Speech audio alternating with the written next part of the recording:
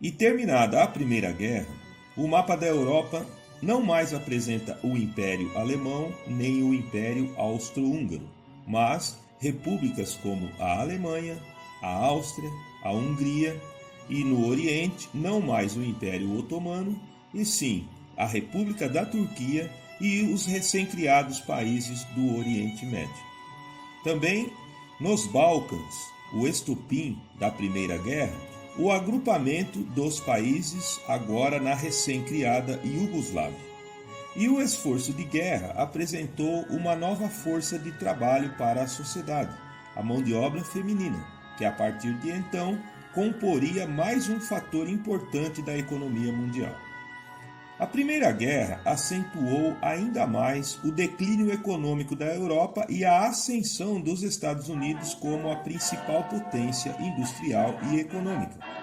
Os Estados Unidos enviaram dinheiro para os bancos europeus financiarem a reconstrução das economias europeias. Foi quando o dólar adquiriu o prestígio e a credibilidade internacional. É também neste período que os Estados Unidos começam a exportar para o mundo a sua cultura através da música, do rádio e do cinema, promovendo o chamado American Way of Life, ou o estilo de vida americano, que sublimava o sucesso e a boa vida, conquistados através das virtudes puritanas, como o apego ao trabalho austero e à religião. O presidente Wilson decreta, logo ao final da Primeira Guerra, a Lei Seca, com o suposto intuito de diminuir os acidentes de trânsito, mas também melhorar o desempenho dos operários nas fábricas, proibindo a fabricação e o consumo de bebidas alcoólicas em todo o território. Em pouco tempo, a medida se mostra um fracasso, observado através da proliferação dos bares clandestinos e do contrabando, fortalecendo o crime organizado e aumentando a violência e a criminalidade que já era grande desde o período da industrialização americana. Já na Europa, o cenário era desolador. Boa parte da população masculina havia ou morrido na guerra ou ficado incapacitada para o trabalho. A pobreza e a mendicância eram visíveis nas ruas. A Alemanha e a Áustria endividadas com as nações vencedoras do conflito, e estas nações, por sua vez, se endividavam com os Estados Unidos da América, onde o sentimento das populações europeias era de desilusão. Já na América do Way of Life, o sentimento coletivo era de entusiasmo e do enfraquecimento dos ideais puritanos, com a valorização das artes, da dança e da música e menor rigidez no comportamento social. Também havia virado moda nos Estados Unidos investir na bolsa, onde famílias chegavam a vender a casa própria para investir na compra de ações de indústrias e de empreendimentos promissores. Um tipo de alimento e um tipo de negócio começaria a fazer sucesso neste período nos Estados Unidos. Ainda no século XIII, povos tártaros da Ásia Central que compunham o Império Mongol tinham o hábito de triturar carnes de carneiro, camelo e até de cavalo, salgar, temperar, bolear e achatar na forma de discos, para assar e comer no meio do pão.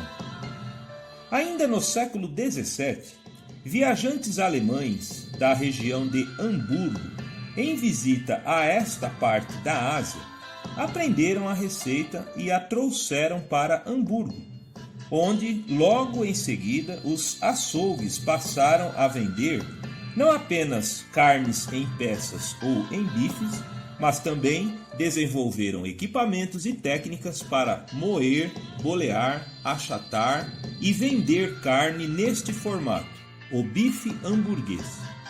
Eram baratos porque eram elaborados com as partes mais duras e menos desejáveis dos cortes de bovino. E quando imigrantes dessa região da Alemanha foram para os Estados Unidos, levaram essa receita, que inicialmente fora adotada pelos marinheiros das cidades portuárias, e logo em seguida toda a população, que os apreciava especialmente em churrascos.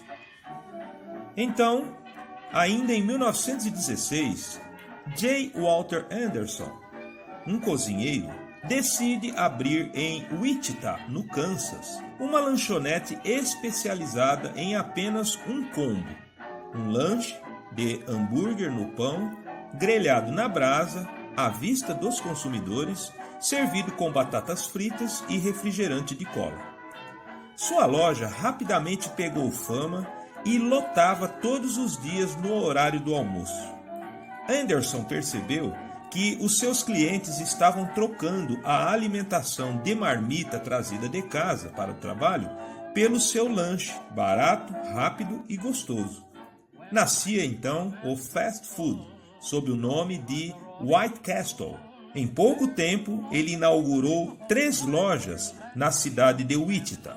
E já em 1920, ele havia inaugurado 12 lanchonetes em 12 importantes cidades norte-americanas. Ele fora o primeiro a fazer campanha publicitária, não de uma única loja, mas de toda a sua rede. Também ele soube aproveitar o grande momento do cinema, vendendo os seus lanches nos drive-ins, que viraram moda nos anos 20. Outro alimento descoberto e produzido pelos indígenas americanos da região do Novo México e que fora prontamente adotado pelos norte-americanos foi o popcorn, ou a nossa querida pipoca, que se popularizou ainda mais com o advento dos cinemas. Inicialmente, era preparada e vendida nos carrinhos nas portas das salas de exibição, o que incomodava os donos de cinema, que achavam que comer pipoca assistindo o filme atrapalhava a atenção e ainda fazia sujeira dentro do cinema. Posteriormente, diante do hábito querido e apreciado pelo público, passaram a vender pipoca até do lado de dentro do cinema e também nos drive-ins. Pipoca salgada, pipoca amanteigada, pipoca doce, pipoca caramelizada, pipoca com chocolate e pipoca com molho de pimenta. E a indústria dos Estados Unidos da América vivia uma fase de pleno otimismo e entusiasmo, já que a Europa, com sua indústria praticamente destruída pela guerra, precisava de produtos para consumir, e o governo americano, por sua vez, financiava este consumo emprestando dinheiro para os europeus. A aposta dos empresários norte-americanos era no Taylorismo, método de administração científica idealizado pelo engenheiro norte-americano Frederick Taylor, que dizia que uma linha de montagem deveria ser composta por funcionários operários especializados em tarefas específicas, a fim de acelerar a produção e, com isso, baixar o custo.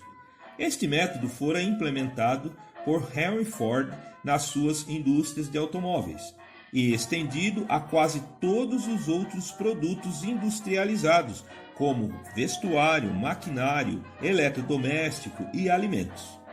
Também os empresários investiam na produção plena e no estoque de mercadorias.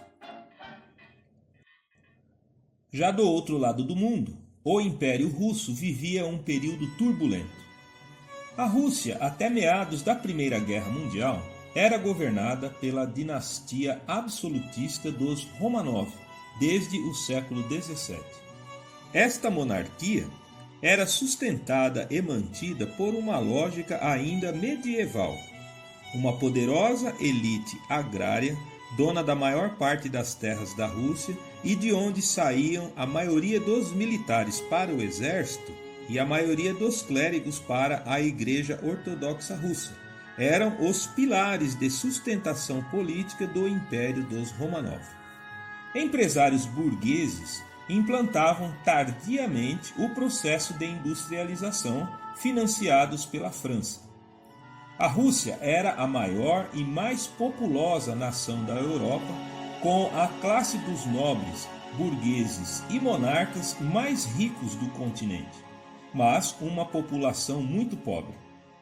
A partir da segunda metade do século XIX, fora surgindo uma numerosa classe operária nas grandes cidades, paralelamente à tradicional classe de trabalhadores camponeses do meio rural. Sob o reinado de Nicolau II, a partir do final do século XIX, houve uma abertura ao capital estrangeiro, recebendo investimentos também da Inglaterra, da Alemanha e da Bélgica, fazendo surgir grandes centros industriais e produtores de petróleo e aço, como Moscou, São Petersburgo, Odessa e Kiev. E nas periferias dessas grandes cidades, formou-se uma massa de assalariados mal pagos e vivendo em condições precárias. Também, um forte sentimento de desconfiança e descontentamento permeava a população da Rússia por causa da perda da guerra perante o Japão, que já era uma potência imperialista na Ásia, e houve disputa pelo controle da Manchúria chinesa e da Coreia, onde a Rússia perdeu a guerra, mesmo tendo um exército mais numeroso e uma marinha fortemente armada. Logo em 1905, bem antes da Primeira Guerra Mundial, eclodiram os primeiros movimentos e revoltas entre as classes operárias populares, onde o czar Nicolau II se viu obrigado a realizar reformas no sistema político do Império Russo, dando fim ao seu absolutismo, criando um governo constitucional e convocando eleições gerais para se constituir um parlamento a fim de representar os interesses do povo no governo.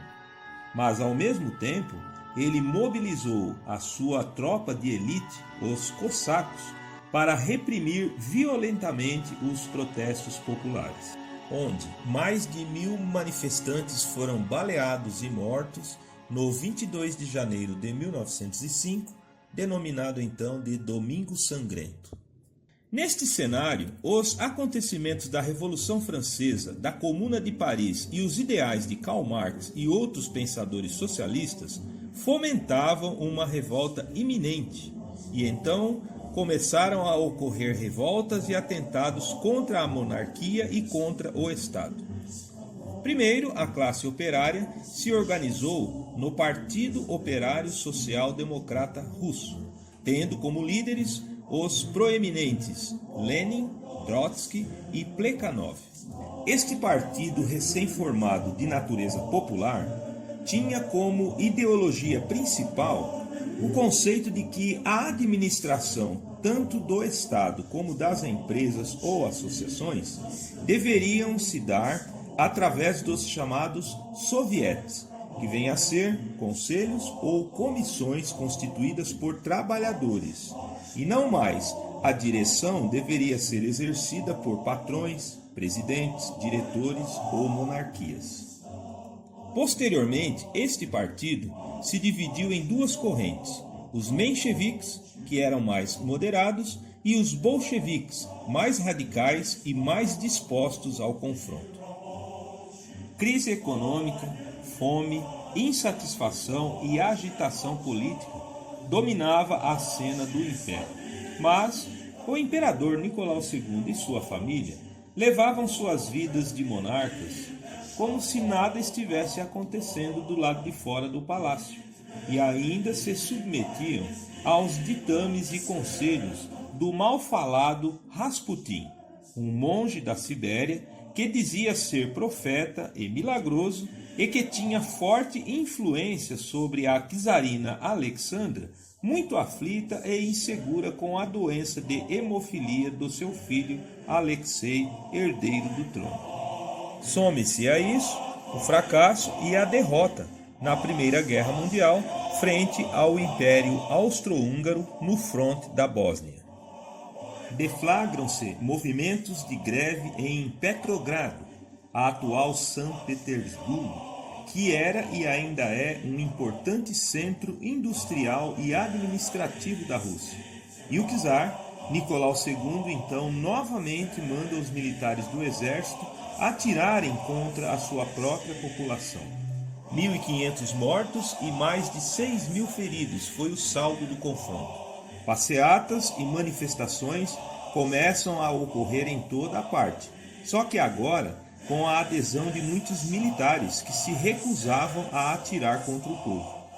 Manifestantes e líderes políticos burgueses mencheviques e trabalhadores bolcheviques invadem o parlamento e forçam a deposição do czar Nicolau II. Instala-se, a partir daí, um governo provisório menchevique, que pretendia apenas derrubar a monarquia czarista, mas manter as estruturas e os status econômicos e sociais de produção e propriedade privada. Também queriam que a Rússia voltasse novamente ao confronto da Primeira Guerra Mundial. Mesmo com a queda do czar Nicolau II, as manifestações continuavam. Soldados se amotinavam nos quartéis e desertavam, e propriedades rurais e industriais dos burgueses eram invadidas, saqueadas e queimadas, ou então assumidas por sovietes ou comissões locais de trabalhadores. Lenin, que vivia escondido no exterior e contava com a ajuda dos alemães que não queriam que a Rússia entrasse na guerra novamente, juntamente com o camarada Leon Trotsky, lideram a Revolução de Outubro, agora com o intuito de derrubar o governo provisório menchevique burguês e assumir o poder em nome dos bolcheviques sovietes operários.